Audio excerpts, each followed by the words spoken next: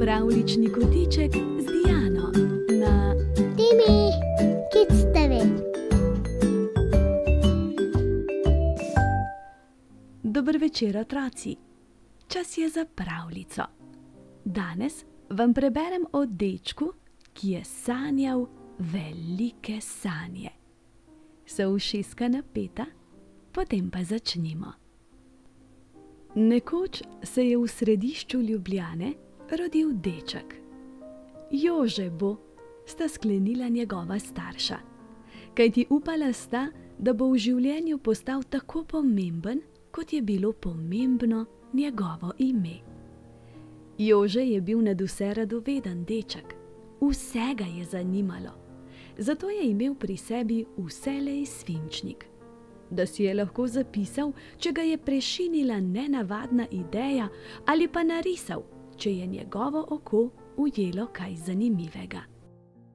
Svinčnik je pogosto vrtel med prsti, ki so komaj čakali, da ga potisnejo po papirju. Ali pa ga je imel zataknjenega za ušesom. Toda brez njega ni šel nikamor. Pogosto se je Jože kam skril, da ga pri njegovem ustvarjanju niso motili. Jože, Jože, Jože, ga je večkrat zaman klicala mama. Jože pa je ni mogel slišati, kajti običajno je tičal v kakšnem skritem kotičku v hiši in risal. Najraje se je zadrževal na podstrešju. Tam je imel mir. Risal je vse, kar je uzrlo njegovo oko. Pajčevine, zlomljene stole, pokvarjene igrače ali pa tisto, kar je zagledal skozi špranje lesenih podstrešnih desk. Si naredil domačo nalogo? Je zanimalo mamo, ko se je končno prikazal. Dovolj časa je še za nalogo, je vselej rekel Jože, ki ga šola ni kaj dosti zanimala. Med poukom se je kratkočasil tako, da je risal. Risal je tudi med odmori za malico. Risal bi ves čas, če bi mu le pustili, ali pa je izdeloval stvari iz lesa. Kadar ga je oče povabil v svojo mizarsko delavnico, so se mu zaiskrile oči. Ti lahko pomagam pri tistih nenavadnih omarah, je vprašal očeta. Samo če boš vztrajal, dokler ne bodo dokončane, je rekel oče, ki je bil vesel tako nadarjenega pomočnika. Tudi ob nedeljah, če bo treba, je bil navdušen Jože.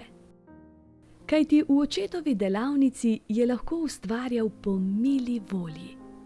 Prav kmalu se je samostojno lotil risanja in izdelovanja omar, miz in stolov, pa tudi bolj zahtevnih predmetov.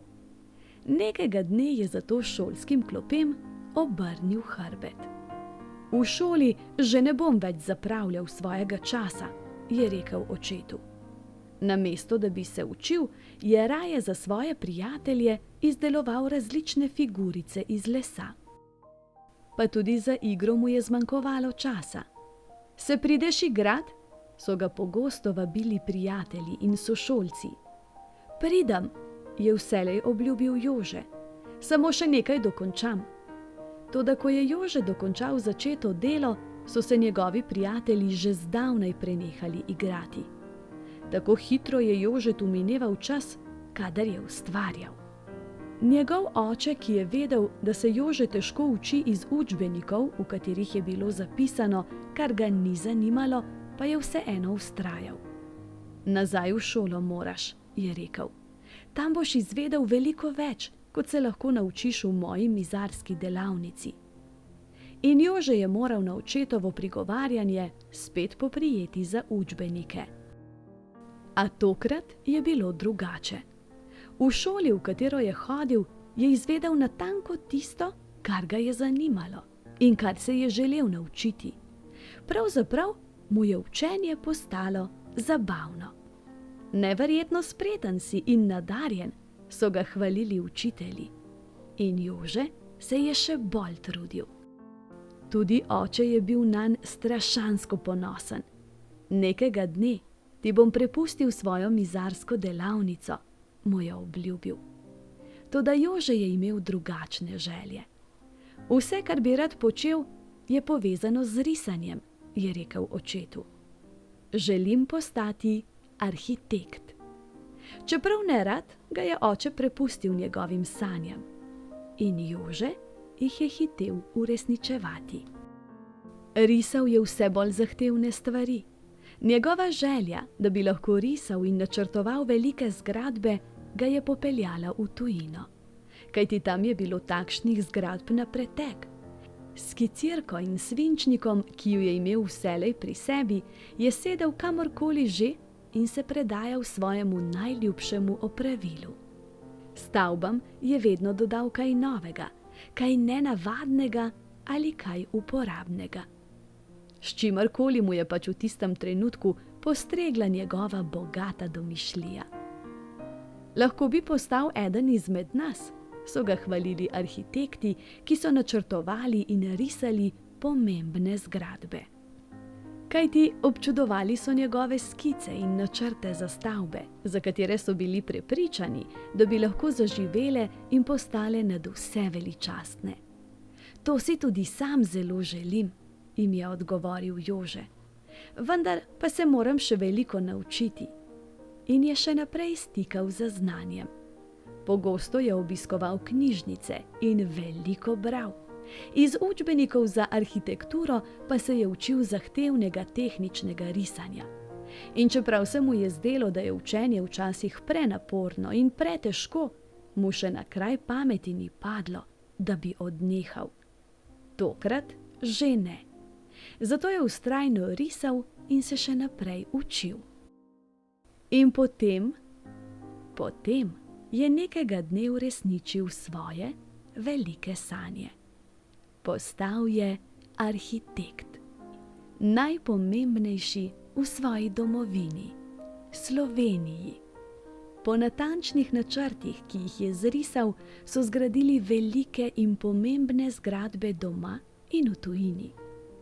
In čeprav je od takrat minilo že veliko let, te veličastne stavbe lahko občudujemo še danes. Zanima me, ali veste, kdo je bil ta fant z velikimi sanjami? Ta Jože, ta veliki eden in edini. Jože Plečnik. Pa naj vam povem še nekaj malega o njem. Rodil se je 23. januarja leta 1872 v Gradišču v Ljubljani. Njegov oče je bil po poklicu mizar. Po prvem neuspešnem letniku na nižji gimnaziji se je Jože prenehal šolati. Delal je pri očetu v mizarski delavnici. Kasneje je s pomočjo deželne štipendije nadaljeval šolanje na državni obrtni šoli v Gradcu. Izučil se je za umetnostnega mizarja in načrtovalca pohištva. Po študiju v Gradcu je odšel na Dunaj. Tam je študiral arhitekturo. Kot nagrado za izvrstno izdelano diplomsko delo je prejel rimsko štipendijo, ki mu je omogočila nekajmesečno študijsko potovanje po Italiji in krajši obisk v Franciji. Leta 1901 je odprl samostojen arhitekturni atelje na Dunaju. Od leta 1911 je bil profesor na umetniško-obrtni šoli v Pragi, kjer je tudi živel med Prvo svetovno vojno. Od leta 1921 naprej je živel v Ljubljani, kjer je predaval na Tehniški fakulteti. S svojimi stvaritvami in ureditvami je od leta 1924 naprej spreminjal podobo Ljubljane.